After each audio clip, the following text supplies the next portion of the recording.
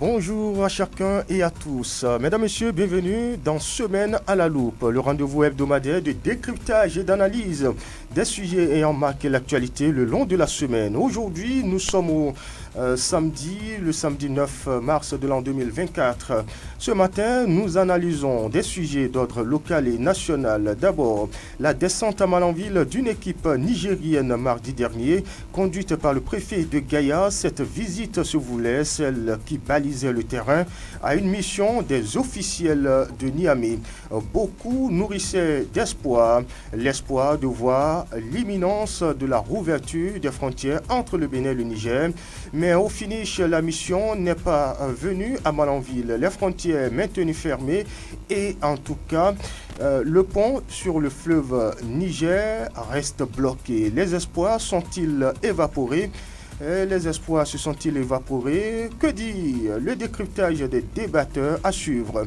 Et toujours au plan local, la réforme du secteur du transport urbain à Malanville entre dans sa phase opérationnelle. Les signes ou les lignes semblent désormais bouger alors que certains prédisaient l'échec de la réorganisation des conducteurs de taxi-moto, communément appelé Kabou-Kabou, et faisait évidemment des pronostics. Fallait-il attendre le bâton pour complètement regagner les rangs? On en parle en plateau débat. Et toujours au plan local, on l'évoquait en filigrane le samedi dernier, ça continue de grogner au sein de la population. Les aides douaniers sont la cible des plaintes des populations de Malanville. Le sujet fait polémique et même sur les tranches de grogne. À qui profite ce secteur totalement informel, pourtant interdit par le gouvernement béninois? Le sujet passe au scanner des analyses ce matin. Sans oublier au plan national l'actualité liée au vote à l'hémicycle du code électoral modifié. C'est fait et ça jase dans les milieux politiques. Comment interpréter les positions aussi tranchées suite à cette adoption? Eh bien, on en parle. Et si tout va bien, on aura un confrère depuis Parakou, c'est Cotonou. On le saura tout à l'heure avec un confrère de la presse écrite, patron de presse. Il nous dira son opinion sur ce qu'il pense, son opinion évidemment sur l'actualité de l'heure. Et l'actualité de l'heure, c'est la modification du code électoral. On se rappelle, 119 voix pour 28 contre une abstention à l'hémicycle. Que pense-t-il de cette actualité? Eh bien, vous suivrez son opinion. Voilà autant de sujets égrenés à décortiquer et disséquer sur cette tribune. Loupe à la semaine, semaine à la loupe. Mesdames, Messieurs, bonjour et merci de vous installer confortablement.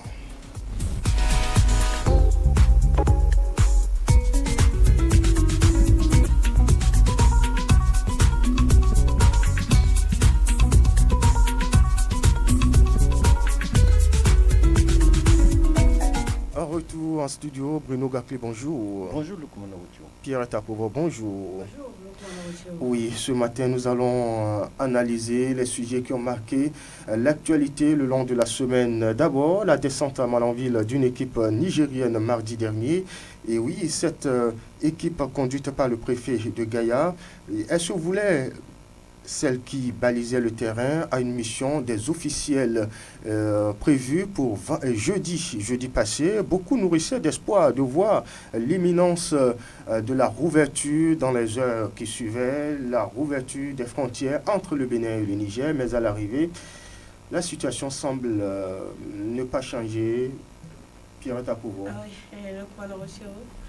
Comme tout le monde, on était vraiment surprise en son temps.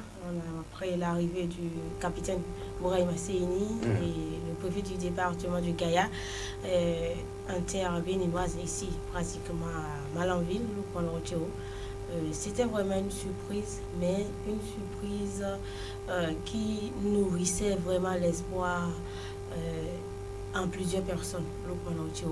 Et selon les informations, je l'ai dit, la visite a été marquée au niveau de grands points, deux grands points, notamment le poste de contrôle juste à côté de Malanville. Et tout juste après ça, c'était le parc des camions en transit pour le Niger, le parc de Bodjekali. Et donc, du coup, juste cette courte visite-là a été vraiment un espoir pour plusieurs personnes parce que selon les informations, ça allait baliser le terrain parce que les jours qui vont suivre, c'est qu'il y aura une visite des officiels. Et c'était même dit que jeudi passé, les officiels qui allaient descendre allaient discuter de la rouverture possible de la frontière entre les deux pays, mais à l'arrivée, silence radio. Oui, mais à l'arrivée, silence radio, mais nous avons appris qu'il y a eu vraiment ce détachement-là des officiels et qu'ils ont fait escale à Gaïa, à peine 10 km de Malanville. On ne sait pas ce qui s'est réellement passé, mais je peux dire que toute la journée de jeudi, que ce soit la population, que ce soit autorité locale, nous avons attendu les officiels du Niger. Oui. Parce qu'on se disait peut-être après leur départ, il peut y avoir une lueur d'espoir pour l'ouverture de la frontière une bonne fois pour toutes. Mais à l'arrivée, c'était le silence, un silence radio. On ne comprend rien jusqu'à aujourd'hui. Et donc, du coup, les frontières restent toujours fermées. Mais tel qu'on le dit, qui vit ne perd jamais espoir, on l'espère. Oui, on l'espère. Bruno Gakli, annoncé pour Malanville, les officiels ne sont plus venus et sont plutôt restés à Gaïa où ils ont fait leur tournée sur place. Pourquoi, d'après votre opinion, d'après, disons, les faits que peut-être vous interprétez, qu'est-ce qui pourrait expliquer un tel désistement ou alors une telle annulation de visite? Voilà, Lukman Ocho, moi je pense que c'est une question géopolitique et qui parle de géopolitique, c'est stratégique. Ici, je l'ai toujours dit et je vais toujours le dire ou le souligner. L'institution, la grande institution, je voulais parler de la CEDEAO avait annoncé quelque chose et jusque-là, le Bénin, lors de leur rencontre, ils ont suggéré lever les barrières, ce qui peut-être a été fait du côté du Bénin. Mais derrière ça, sinon le Niger avait pris cette décision de se rallier aux autres pays, oui, les trois autres pays, pour créer l'alliance des États créer du Sahel. l'alliance. Maintenant, du coup, dans la tête de ces derniers, ils estiment qu'on n'est plus avec la CEDEAO. Donc, et forcément, même si aujourd'hui on constate la descente de ces officiels, de ces autorités, de ces généraux sur place ici à Malanville, ça c'est jusque devant, juste une lueur d'espoir qui ne dit pas son nom. Mais il faut noter que la CEDEAO doit communiquer, doit échanger, que ce soit la CEDEAO ou nous, autres pays. Mais la CEDEAO l'a déjà dit, on laisse tomber, on laisse tout tomber. Ça ne se fait pas, c'est trop banal de le dire. Il faut qu'ils soient justement assis l'un face à l'autre pour quand même échanger, pour se dire la vérité. Parce que ici c'est juste, à distance ça a été dit. Oui. Maintenant, moi je pense que... Vous souhaitez alors que les chefs d'État se réunissent de la CEDEAO se réunissent en présence des chefs, les dirigeants, de l'autre côté, les nouveaux dirigeants de ces pays, des États du Sahel. Et ils échangent franchement sur la question. Vous allez voir, ça ne va pas durer et paf, les choses vont se régler. Alors, la dernière fois, ces officiels du Niger sont descendus ici. Comment ça s'est passé? Quel a été le sens de communication, la stratégie de communication? Est-ce que déjà nos autorités policières ou militaires étaient déjà informées de la visite de ces derniers? Est-ce que, je dirais, le gouvernement aussi était informé? J'ai suivi le maire de la commune de Malanville, Guy Damigado, qui accordait une interview à nos confrères de BIP Radio à Cotonou, où il disait que, voilà, ils ont été pris au dépourvu. Mais, vous voyez, moi je me pose une question. Est-ce que nous autres, nos officiels, nos responsables au plan local ou autorités au niveau du gouvernement peuvent faire une descente comme ça de l'autre côté du Niger? Moi je ne sais pas, c'est pas évident. Maintenant, eux autres, ils sont arrivés comme ça. Si entre-temps c'est juste une prise en sandwich, mais est-ce que ça se fait comme ça? On est dans une... aujourd'hui, eux autres, le terme utilisé c'est... Oui, bien, de toutes les façons, c'est nous qui... c'est eux qui ont fermé leurs frontières, donc il faut mener sans doute la démarche nécessaire, mais du côté du Bénin, la frontière reste ouverte. Et donc perméable à tout citoyen d'autres pays. Même si c'était ainsi, il faut quand même suivre les voies normales. Il faut quand même que juste la presse soit informée. Il faut qu'on soit informé de leur descente. Il faut qu'à la fin qu'on nous dise l'objectif, même si c'est stratégique. Moi j'ai estimé peut-être que leur descente était de visiter le terrain, de voir si probablement ce qui se disait dans le couloir était réel. Même si on a appris dans le passé que le Bénin, c'est au Bénin que résident les bases militaires françaises, tout ça là. Bon, même donc si c'est une enquête, une descente. pour moi, j'estime que c'est une descente stratégique pour voir pour vérifier le terrain avant de penser à toute réouverture. Très bien. Oui, Pierre Tapovo, de toutes les façons, la situation reste inchangée et bizarrement, jeudi, les appels fusaient de toutes parts pour s'assurer que la frontière, d'aucuns même ont annoncé la rouverture de la frontière entre le Bénin et le Niger, mais parfois même je doutais de ce que je voyais devant moi. Vous êtes en face des barrières, on vous dit que la frontière est ouverte, mais vous êtes devant, vous voyez que la frontière est totalement fermée, mais tellement les gens sont rassurés, rassurants, au bout du téléphone, peut-être quelque part à Cotonou ou ailleurs, mais ont eu la fausse nouvelle, la fausse information et la défendre comme elle était vraie. Nous sommes au Bénin, d'après les expériences depuis plusieurs années, c'est que ce sont les rumeurs qui se confirment. Et donc du coup, s'il n'y avait pas eu cette courte visite du capitaine Mouraï Messéini ici à Malanville, on n'allait pas parler de cette affaire de rouverture de la frontière qui vraiment est passée complètement sur les réseaux sociaux et les gens s'appellent, vous n'êtes pas la seule personne. Oui, avec des images ressassées, des images même du poste de contrôle juste à poser de Malanville. Moi aussi j'ai eu des appels. Mais vous êtes à Malanville, on nous a dit que la frontière est vraiment ouverte. Est-ce que c'est réel?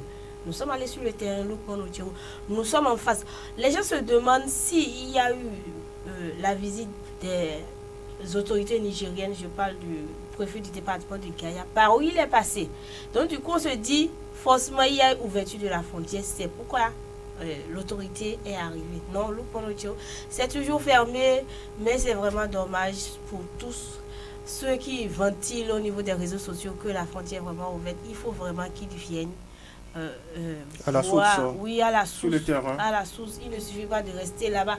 Peut-être que c'est cette affaire de ventilation là, de cette fausse information là, qui a peut-être fait que les officiels se sont arrêtés à Gaya.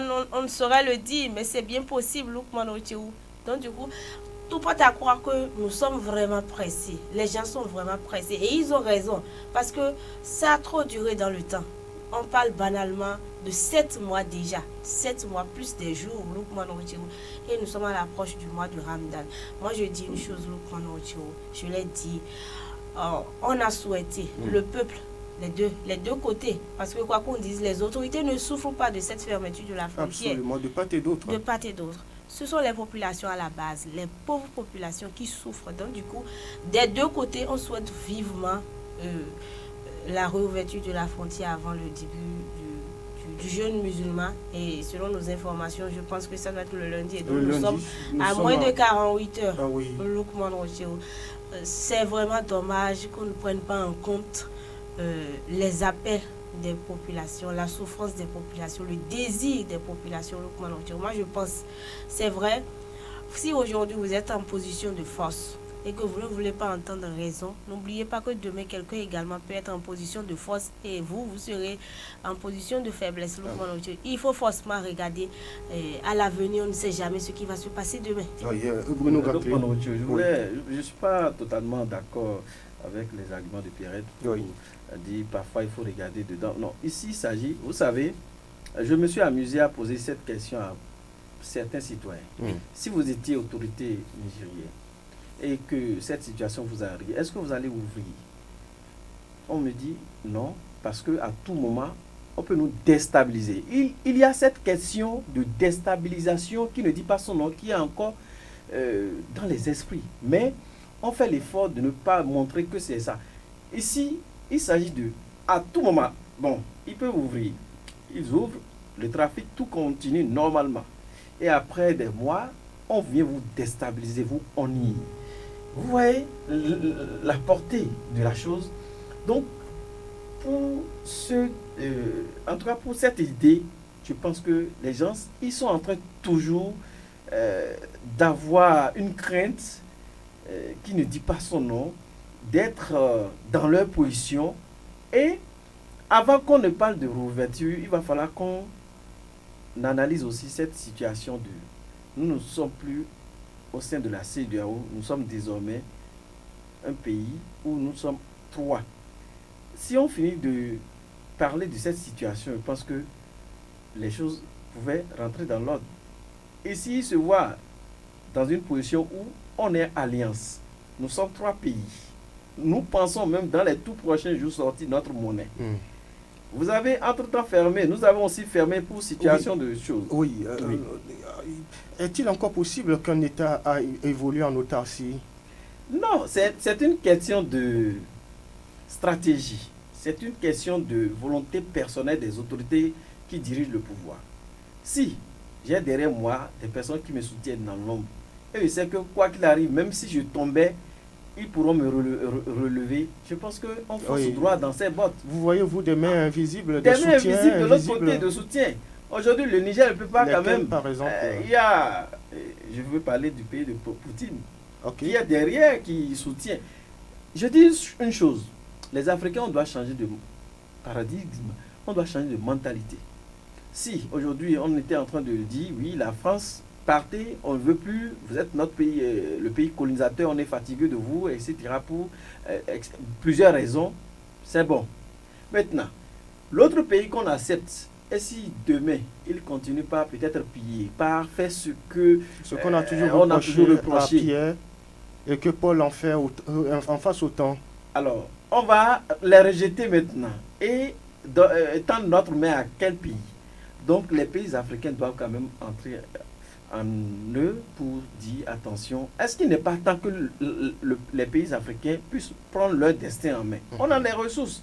Juste peut-être on va faire ami à ces derniers pour en profiter de ces derniers, pour qu'ils nous installent des usines de transformation pour qu'un jour on se dise, bon, on a fini, on vous laisse, bon, on n'est plus avec vous.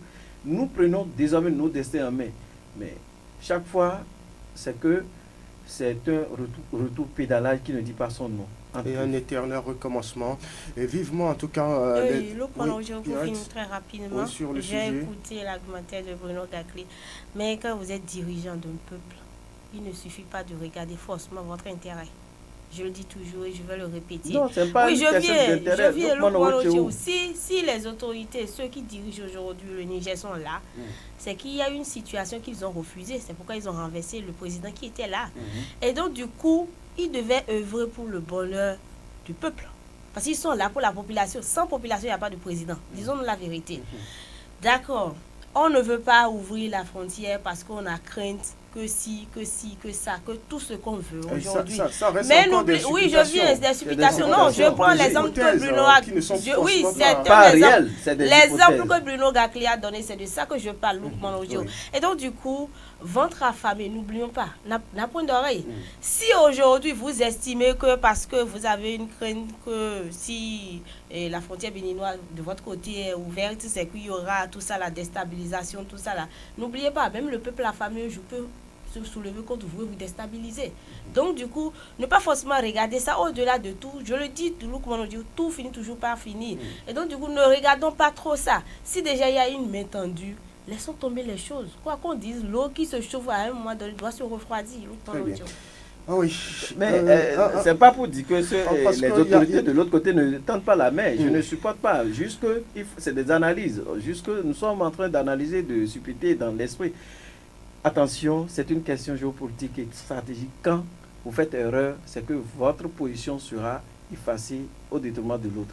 Et c'est de ça qu'il s'agit. Géopolitique, stratégique, aujourd'hui, regardez aussi les pauvres populations, les populations qui sont à la base. Parce que quoi qu'on dise, ce sont eux, ce sont elles qui souffrent de cette fermeture de la frontière, non, ni les dirigeants du Bénin, ni les dirigeants de l'autre côté. Ça, je suis d'accord, il n'y a pas de souci, je suis d'accord. Très bien, on va changer de sujet pour parler, toujours au plan local, pour parler de cette réforme dans le secteur du transport urbain à Malanville qui entre officiellement, en tout cas dans sa phase opérationnelle. On a vu, c'était annoncé que le premier, on allait assister à une répression de ceux qui ne se seraient pas conformés à cette réforme, mais apparemment, la mairie a décidé de donner un temps de grâce qui n'a duré que quelques 48 heures. Oui. Il reste à pouvoir.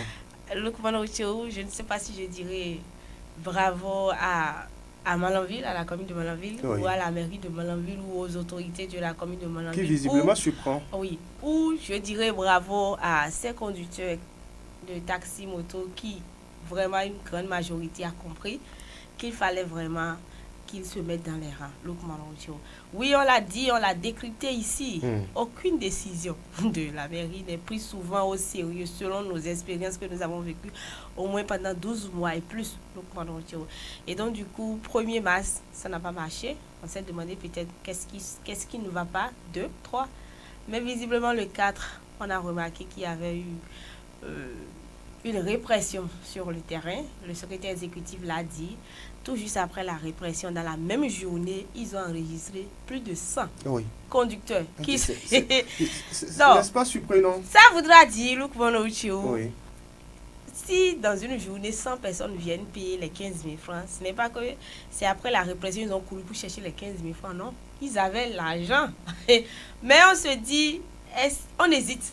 On hésite parce qu'à Malanville, quand on prend une décision, c'est juste les premiers jours et ça s'arrête là. Donc, du coup, on hésite.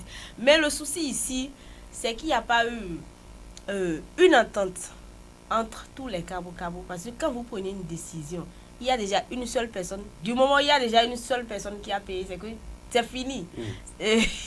La mobilisation entre vous, d'aller contre la décision de la mairie, ça ne va plus marcher. Donc du coup, le premier jour, déjà après la répression, il y a eu plus de 100. Il y a même un dispositif qui a été installé. Oui, déployé sur place.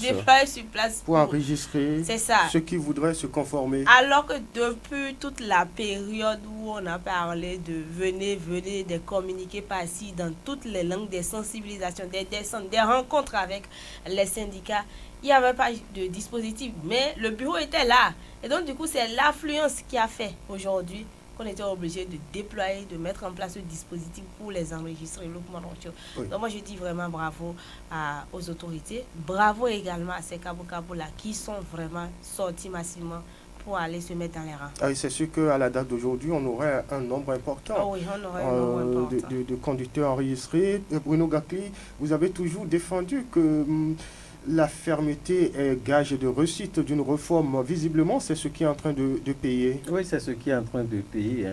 Vous voyez, elle a su bien relancer le débat.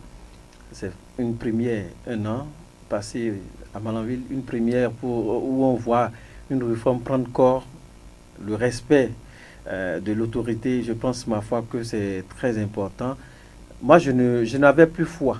Parce qu'il y a beaucoup de décisions qui sont prises, mais qui, forcément, n'étaient pas respectées. Mais aujourd'hui, que ces conducteurs de moto à 2 roues, taxi, cabo-cabo, se mettent dans le rang à respecter la décision de l'autorité, je pense que c'est déjà un pas. Et il faut le dire, ces autorités font ça, ce n'est pas pour faire mal à quelqu'un, non. C'est justement pour des raisons, la mobilisation des ressources à l'interne. C'est aussi pour penser le développement de la commune. Vous savez, quand vous êtes à l'extérieur du pays, quand vous entendez Malanville, franchement, on a envie d'y aller voir ce qui se passe. Et aujourd'hui, quand vous descendez, ce n'est pas réellement ce que vous pensez de Malanville. C'est déjà, les autorités au niveau communal sont en train déjà de tout faire pour décoller certaines décisions. Je pense que c'est déjà un pas. Mais moi, je ne vais pas dire que c'est déjà insatisfait. Parce que on peut le faire. On peut tous acheter et dire entre nous, on va le faire. Ils veulent qu'on achète, non, on va s'abonner. Mais si dans la circulation ne portait pas les tenues, c'est pas fini. Jusque-là, il faut toujours régler un problème à la base. Et ce problème, c'est quoi? La division au sein de ces derniers. Parce on constate qu'au sein de ces conducteurs-là, il n'y a que le courant qui ne passe pas. La communication, ça ne marche pas. Les responsables, leurs responsables, on doit encore aller sur la table de négociation, de communication, pour échanger, pour voir qu'est-ce qui ne va pas à la base. Pourquoi pas même mettre un nouveau bureau, parce qu'un nouveau départ, un nouveau bureau sur pied. C'est des suggestions des Kabou-Kabou, oui. C'est ça? Oui, le bureau des responsables des Kabou-Kabou. Parce que c'est un nouveau départ. Si c'est un nouveau départ, pour qu'on ne reste pas dans le même comportement, comme c'est un nouveau départ, on recherche peut-être la tête de ces responsables. Alors, d'après certaines informations des recoupements, il y aurait un responsable qui brouillerait les pistes, les cartes, qui démobilisait carrément les syndiqués à se conformer. Est-ce pour vous une bonne attitude? Non, ce n'est pas une bonne attitude. Mais selon les informations toujours, c'est que des promesses ont été faites. Parce que je suis allé vers beaucoup de ces conducteurs et vous voyez, on vous dit, les calculs se font. Le nombre de conducteurs qui doivent se voir en circulation, sur le prix, on fait les calculs et dans les couloirs, on aurait appris qu'une promesse a été faite à ce bureau, comme quoi si la décision, si la réforme prenait, ils auront un quota. Donc au sein de ce groupe des responsables, il y a un citoyen qui n'était pas d'accord parce qu'il voyait que ça ne l'arrange pas. Il n'était pas d'accord de telle enseigne que lui, quand il descend sur le terrain, il disait à ces derniers de ne pas se conformer. Donc il y a toujours cette situation que les gens doivent tout faire et régler, sinon ce sera pour un temps. Ils vont le porter, ils vont se conformer, mais dans le reste du temps, on va toujours constater en circulation des gens qui roulent sans tenue. Ah oui. En tout cas, beaucoup présageaient déjà l'échec de cette réforme, de cette réorganisation du secteur de conducteurs de taxi moto ici à Malanville. Mais apparemment, les lignes semblent bouger désormais. On peut dire que ce sont les signes annonciateurs du succès de cette réforme. Oui. Mais jusque-là, ils ont dit que les gens se sont conformés. Moi, je n'ai pas encore vu la tenue en circulation. Oui, effectivement. Mais si c'est... Regardez, même si c'était en cours, on a commencé ce truc-là il y a des mois en arrière. Certainement, si le tissu est disponible, on devait quand même faire coudre déjà quelques exemplaires pour exemple au sein de la société et de la population. Juste là, on n'a rien constaté. Est-ce que ce n'est peut-être pas aussi que la mairie n'était pas sûre de réussir avant de lancer les commandes? Non, bon, vous avez pris la décision de réformer. A priori, en amont, il faut mettre à disposition un exemplaire. Juste là, la circulation, moi, je ne vois pas. Je vois seulement quelques têtes qui ont compris le bien fondé de la réforme, qui peut-être portent le truc, mais ne boutonnent pas. Ils laissent débrailler comme ça. Oui. Non, il va falloir. Ce n'est pas encore réussi. Très bien. C'est pas encore réussi. Pirate à pouvoir, c'est le secrétaire exécutif de la mairie, dans l'interview accordée à la rédaction de Sauter FM, expliquait que des actions sont en vue et sans doute dans les prochains jours, les conducteurs auront accès à la nouvelle tenue. Pour vous, comment vous interprétez cette démarche de la mairie qui visiblement n'avait pas prévu de tenue jusqu'ici, ou du moins parce qu'il a parlé de passation de marché? Oui, je dirais, avant, si je n'avais pas eu ces explications du secrétaire exécutif de la mairie de Malanville, Olivier Aloucoutu, j'allais dire que la mairie n'avait rien prévu, la mairie a juste lancé ça pour voir ce que ça a donné. Mais vu les explications, il a même présenté des excuses à la population, à ses conducteurs, que c'est vrai qu'il y a eu un léger retard, mais que ce sera corrigé, que le problème se situe au niveau de la passation des services de marché. Donc du coup, on espère. Mais moi je dis une chose, ne regardons pas ça. Si aujourd'hui on a enclenché la répression, je me rappelle le premier jour, il y a eu plusieurs motos qui ont été saisies. Et le souci, quand on saisit votre moto, c'est que forcément vous devez aller vous mettre dans les règles, payer les 15 000 francs. Mais revenir, chercher maintenant les pièces de la moto, c'est là le souci. Il y a plusieurs motos qui ont été achetées au Nigeria ou n'importe où, qui n'ont même plus de papier. Et là maintenant, vous êtes en train de rouler une moto, peut-être vous n'avez pas les papiers, mais vous roulez et ça vous amène, vous gagnez un peu au moins d'argent avec ça. Vous subvenez aux besoins de votre famille, de votre petite famille. Vous êtes en train de suivre un mouvement où quelqu'un, peut-être dans le rang, qui n'est pas d'accord et qui vient vous remonter contre la décision de l'autorité communale. On a arrêté votre moto. Vous pensez que ce dernier-là va vous payer les 15 000 francs? Vous pensez que ce dernier-là va vous chercher, va vous aider à avoir vos papiers pour récupérer votre moto? Non, aujourd'hui, il va falloir vraiment qu'on change de mentalité à Malanville. Oui, parfois il y a des décisions, on ne veut pas le respect, on ne veut pas respecter cette décision parce que il y a telle personne qui nous pousse à ne pas respecter, il y a telle personne qui nous montre, mais quand ça pète, on ne retrouve pas ces derniers.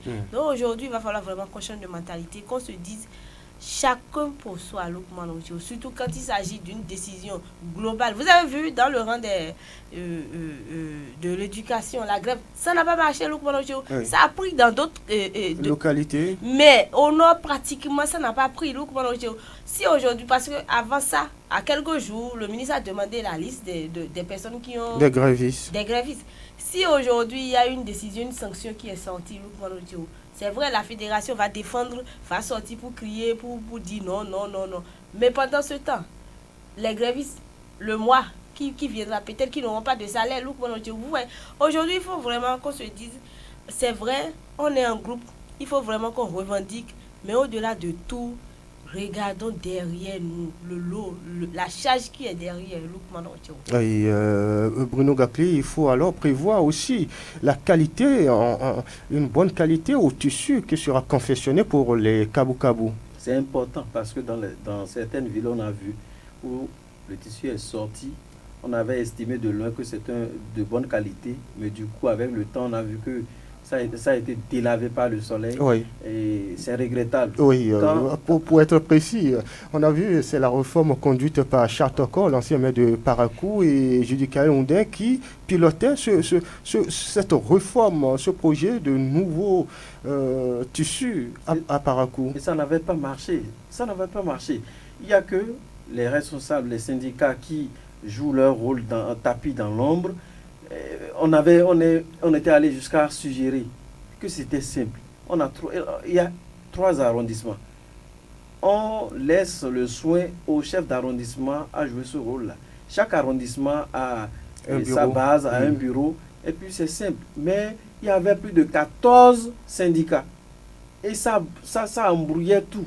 Jusque-là, ça n'a pas marché. Parakou, oui. Aujourd'hui, quand vous allez à Parakou, c'est l'ancienne tenue qui est revenu sur place, le vert jaune. Seulement les numéros, je me pose la question, si la mairie a toujours l'œil sur le numéro, parce qu'ils ont estimé dans le passé qu'ils allaient créer une base de données où tous les conducteurs seront répertoriés là-dedans en cas d'infraction ou de fraude.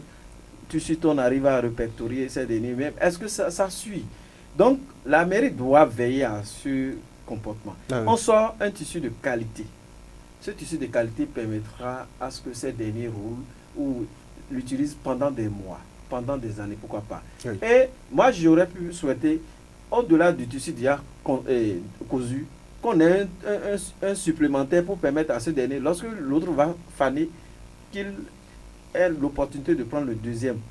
Alors, derrière ça, les numéros, si c'est à recréer une autre base de données, il va falloir que les plaques là n'aient plus leur valeur.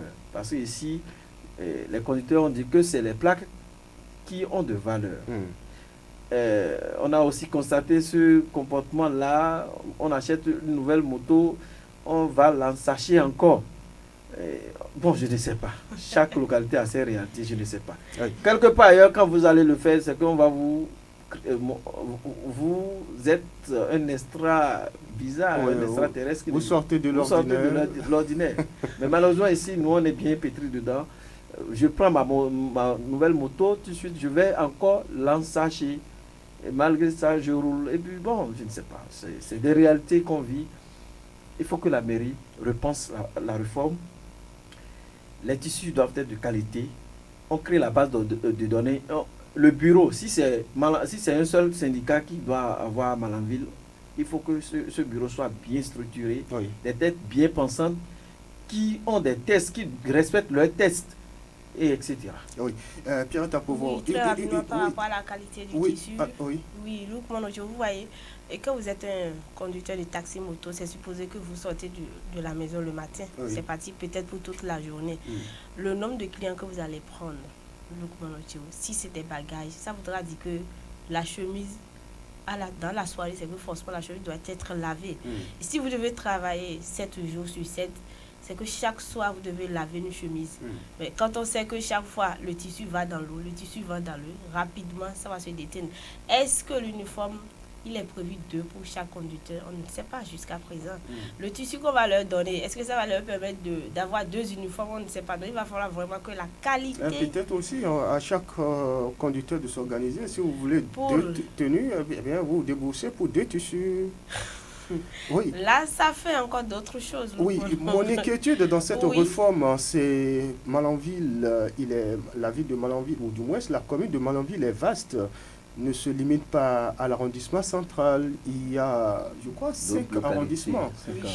Quelle assurance avons-nous que les autres arrondissements seront couverts par cette réforme? C'est pas bon. Moi, je pense parfois que c'est pas évident. Les Garous, les Tombouctou. C'est pas évident parce que déjà au plan local, sur place, on constate que ça ne prend pas. Et je ne pense pas que ça soit juste à côté que ça va prendre. Est-ce que moi, je pense que la mairie n'a pas encore réussi. Attendons de voir dans les tout prochains jours. Il faut toujours continuer par sensibiliser dans la douceur, amadouer ces derniers à ce qu'ils rentrent tous dans la danse. Ce n'est pas la force qui fait un chef, mais c'est la manière, la communication, la stratégie. Quand ils vont mettre toutes ces choses-là ensemble, c'est qu'ils vont réussir. Il faut qu'ils aillent à la table toujours de négociation, échanger avec ces derniers. Pourquoi pas spécifier une zone où chaque fois, s'ils ont le temps, ils vont de façon trimestrielle échanger. Vous avez quel souci? Qu'est-ce que vous voulez qu'on vous fasse? Vous voyez des trucs comme ça. Il y a forcément dans le rang certaines personnes qui ne comprendront pas le bien fondé de la chose, mais quoi qu'on dise, ça va donner un résultat. De façon trimestrielle, on se voit, on échange, que ce soit avec les responsables du secteur conducteur et même les responsables, soulever d'eux les problèmes qu'ils rencontrent. Parce que c'est un métier aussi noble. Quelque part, moi, j'ai vu quelqu'un qui roule le taxi moto, mais qui a construit, il garde sa famille avec. C'est noble. Moi, je pense que un vieux sage a toujours dit, quand vous faites quelque chose et que ça vous nourrit, mettez cela en valeur. C'est à vous de mettre cela, d'incorporer cela en valeur pour que, au sein de la société, qu'on dise, oui, cela, vraiment, il est sérieux dans ce qu'il fait et c'est de ça qu'il s'agit. Oui. Eh bien, Pierre Tapovo, Bruno Gakli, on l'évoquait en filigrane samedi dernier, ça continue de grogner au sein de la population. Les aides douaniers sont la cible des plaintes des populations de Malanville. Le sujet fait polémique et même sur nos tranches de grogne. Oui, on a constaté que vraiment les populations, les citoyens malanvillois ne font que revenir sur cette grogne. On parle des clébés, les clébés, les aides douaniers. Voilà. C'est le mot que je D'autres cherchais. disent les chiens, en Dindi, on dit les chiens, comment en Dindi? Hansio. Voilà, les chiens des douaniers, quoi. Okay. Alors, il faut noter qu'en réalité, les douanes béninoises exercent traditionnellement 3 missions. Tout d'abord, une mission fiscale, puisqu'elles perçoivent des droits et des taxes. Nous avons aussi que le prolongement de cette mission de la douane, c'est aussi le rôle économique, la création d'un environnement propice à l'activité de protection, mais aussi à la promotion du commerce licite. Alors, les douanes béninoises prêtent assistance justement à d'autres administrations béninoises dans l'application de réglementations particulières pour leur compte. S'y ajoute ces derniers temps une 4e mission, celle de facilitation et de sécurisation et de la chaîne logistique internationale qui implique donc un contrôle rigoureux des marchandises à tous les stades. Et c'est les douaniers, c'est ces personnes-là qui ont prêté serment et à l'issue d'un concours, d'un test organisé, que ce soit le test physique, le test intellectuel, la visite médicale d'incorporation, la formation à durée de 6 mois, l'école, tout ça là, c'est tout un processus. Alors, c'est après ce processus-là que vous êtes a priori douanier, parce que on vous balance dans des services pour stage. Alors, dans cette mission, vous êtes toujours surveillé, parce que jusque-là, vous n'êtes pas encore douanier plein. C'est après les stages sur le terrain qu'on voit que, bon, en tout cas, cette promotion est officiellement douanier, etc. Aujourd'hui, ces aides-douaniers, c'est nos frères, c'est les citoyens qui, du coup, peut-être ont cherché à se trouver quelque chose, mais aident ces douaniers dans leurs fonctions. Mais il faut noter que c'est interdit. C'est interdit parce qu'il faut montrer à ces derniers aussi que la loi l'interdit.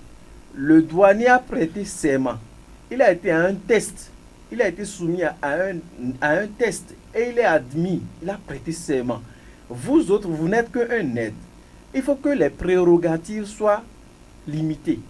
À quand, moi, mes prérogatives, quand est-ce que je peux agir? Vous le faites, on sait naturellement que ça se faisait lorsque le gouvernement a constaté que c'est de trop.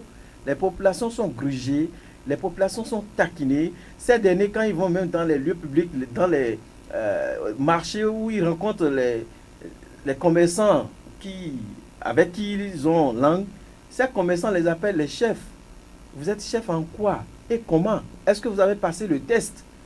Donc tout ça a fait que le gouvernement avait pris une décision en 2022, il me semble. Oui. Le porte-parole du gouvernement, Léandre Ngoubedi, a relevé que c'est interdit les hommes de main appelés clébés, donc se faire assister donc, en tant que douanier par un civil appelé clébé.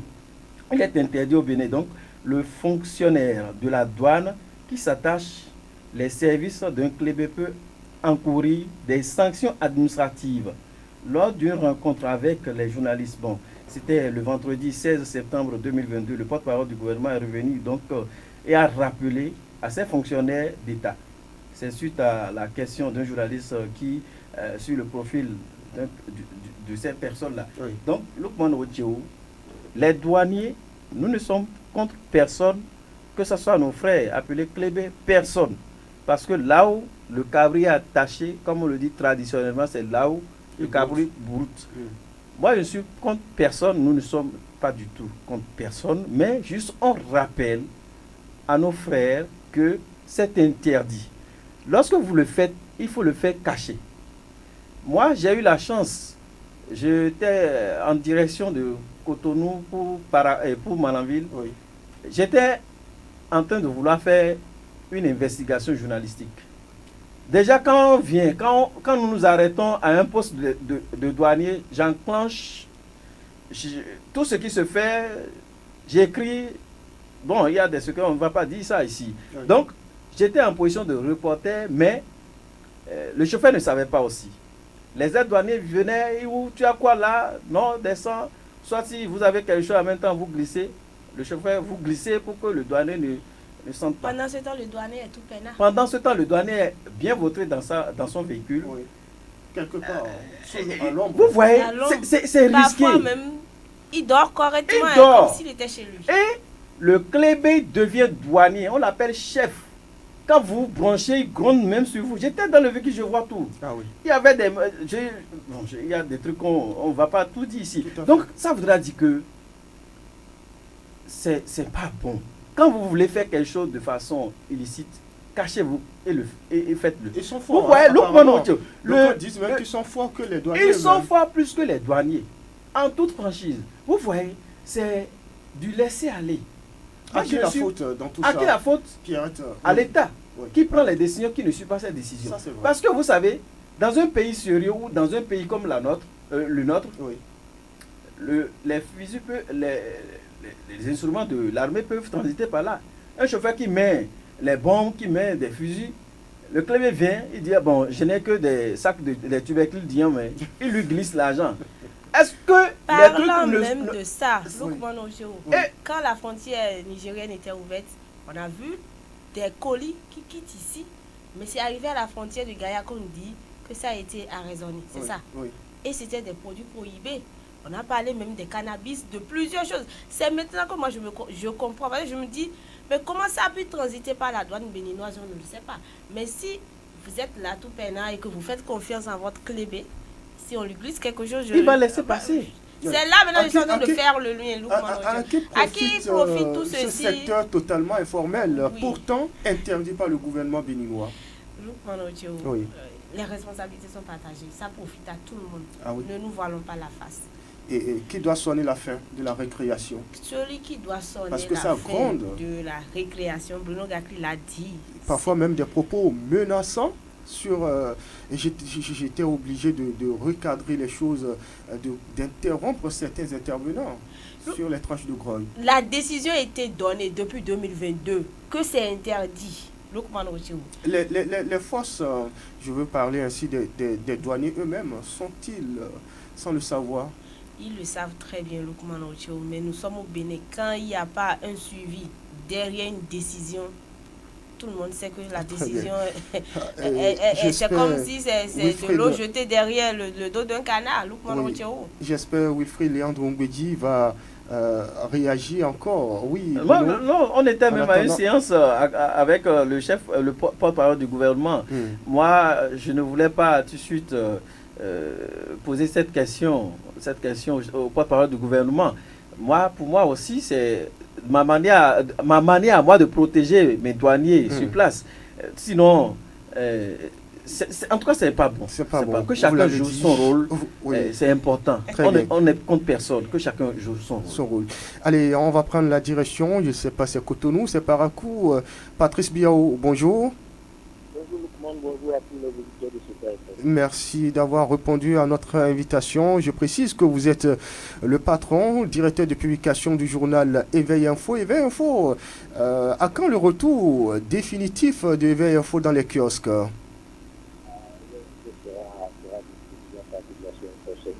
Très bien. Et on vous entend faiblement, Patrice Biaou. Dites-nous, où êtes-vous en ce moment? Est-ce de Parakou ou c'est de Cotonou? Je suis dans la partie méridionale du Bénin, c'est-à-dire à Cotonou. Oui, puisque Éveil Info paraît à la fois à Cotonou et à Parakou en simultané. Vous avez suivi l'actualité en tant que professionnel des médias de l'adoption à l'Assemblée nationale du code électoral modifié qui est adopté par la majorité des députés à l'Assemblée nationale, évidemment. Quelle lecture faites-vous des nouveautés contenues dans ce texte, Patrice Biaou? Bon, merci le commandant, merci pour l'occasion que vous offrez pour opiner par rapport à cette loi, à ce code électoral. À première vue, l'on peut se dire peut-être que c'est une loi casogène, c'est une loi qui veut exclure. Mais quand vous rentrez dans la profondeur de la loi, quand vous la suivez, quand vous essayez d'analyser, selon moi, ce code fait partie les vrais acteurs de la gouvernance du pays, faut-il, parce que apparemment on donne plus de l'ancrage aux acteurs politiques sur des questions de gouvernance, puisque apparemment le peuple n'a pas grand-chose à dire là-dedans. On a l'impression qu'on donne plus de force aux partis politiques. Vous savez, aujourd'hui, tel que les choses fonctionnent dans notre pays, c'est vrai, c'est le peuple. Mais est-ce que vous rappelez qu'au moins tous les 11 ou 15 millions de Béninois que nous sommes, ne pouvons pas opiner? C'est pour ça que nous avons l'Assemblée nationale. Donc, cela représente le peuple, comme nous l'avons l'habitude de le dire. Donc, si eux, à travers leur vote, ils arrivent quand même à donner l'avis, je dirais, quand ils arrivent à donner l'avis, leur avis, c'est le peuple qui agit. Oui. Est-ce que ce n'est peut-être pas une âme brandie contre certaines formations politiques parce que avec toutes les dispositions contenues, comme par exemple la question du parrainage avec l'exigence pour les candidats à la présidentielle d'être portés par au moins 15% du collège des parrains provenant de 3/5 des circonscriptions électorales, soit par excès 15 circonscriptions électorales sur les 24, n'est-ce pas fragiliser certains partis politiques? Bon, moi, j'ose dire que quand on a parlé de l'avènement du système partisan, Oui. Tout ce qui se faisait de par le passé n'avait rien à voir avec le système partisan. Je me dis après l'analyse de ce code que c'est maintenant que ce qu'ils appellent le système partisan commence. Parce que le but de cette histoire du système partisan, Oui. c'est d'avoir de gros partis politiques. D'envergure nationale. D'envergure nationale. Vous savez, avant, nous avons eu des partis de quartier, des mouvements qui, quand même, se sont levés et le lendemain se sont retrouvés à l'Assemblée nationale, se sont retrouvés dans les mairies. Donc, aujourd'hui, pour être parti d'envergure nationale, il faut faire parler, il faut faire parler de soi-même. Oui. Donc, 10-20%, heureusement que ça vient à 2 ans de la fin de mandat, il y a 2 ans des élections générales. Oui. Il va falloir que les autres partis de l'opposition cherchent à rejoindre la LD, ou qu'on appelle les démocrates, Oui. Et que les autres partis de la mouvance, s'ils veulent continuer à être de la mouvance, ils se rejoignent, puisqu'ils rejoignent peut-être le DR ou l'Union progressiste de renouveau. Ah oui, aller à des grands regroupements politiques, des grands partis d'ancrage national. Alors, Patrice... Vous allez voir, Lukman, que pour la plupart de ceux qui crient, c'est des partis qu'on a l'habitude d'appeler des petits partis, ce sont ceux qui crient. Mais si c'était peut-être en 2025, on arrive à voter ce code électoral, on pourra dire tout simplement que c'était abusif.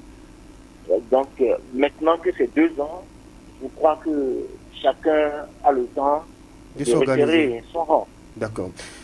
Patrice Biaou, la frontière a été annoncée ouverte cette semaine, en tout cas, entre le Bénin et le Niger, mais c'est le statu quo à la date d'aujourd'hui. Comment vivez-vous la situation de loin, du côté de Parakou, de Cotonou? Bon, Lukman, vous savez, cette histoire de Mercure, d'ouverture des frontières du Niger, moi, j'aurais souhaité, c'est vrai, le chef de l'État, le Bénin a eu quand même à désamorcer la balle. C'est nous qui souffrons, comme on le dit, quand les éléphants se battent, ce sont les autres qui en souffrent. Donc, il va falloir que chacun essaie de laisser de côté son orgueil, son orgueil pour pouvoir quand même permettre à ce qu'il y ait libre-échange entre les deux pays.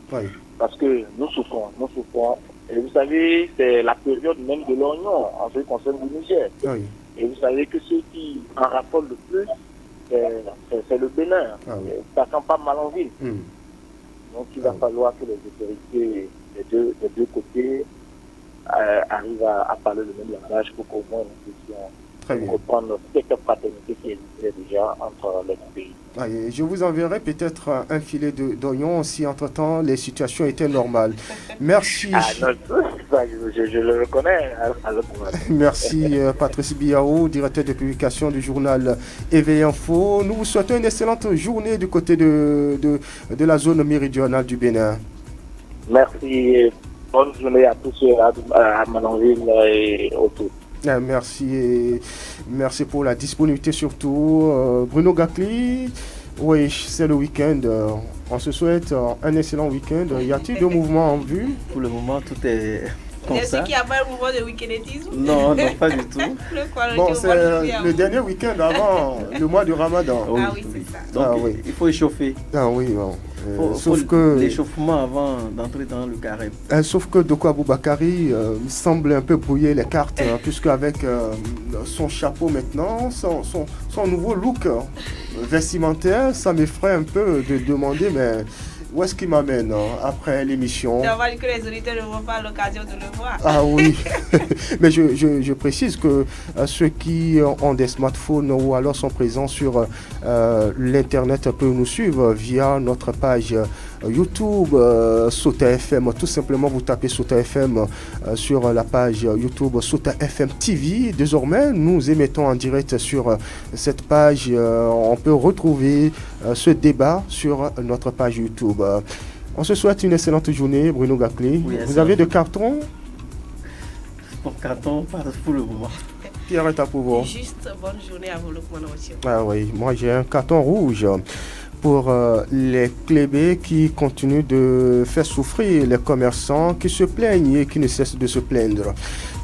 Stop et fin de semaine à la loupe, mesdames, messieurs, en direct chez vous. Je suis Lukman Worocheou. J'ai bénéficié de la collaboration technique de Doko Aboubakari.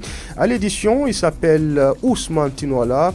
Eh bien, ne raccrochez pas car le meilleur reste à venir sur Sota FM.